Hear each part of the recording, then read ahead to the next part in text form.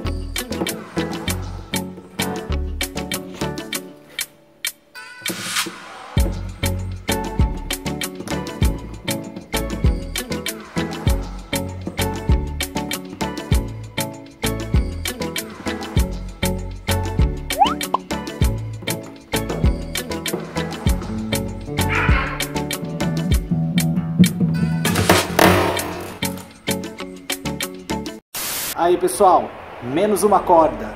Ainda bem que tava na hora de trocar já. Né, ô seu lobinho doidinho? Seu lobinho doidinho. Doidinho, doidinho, doidinho, doidinho, doidinho.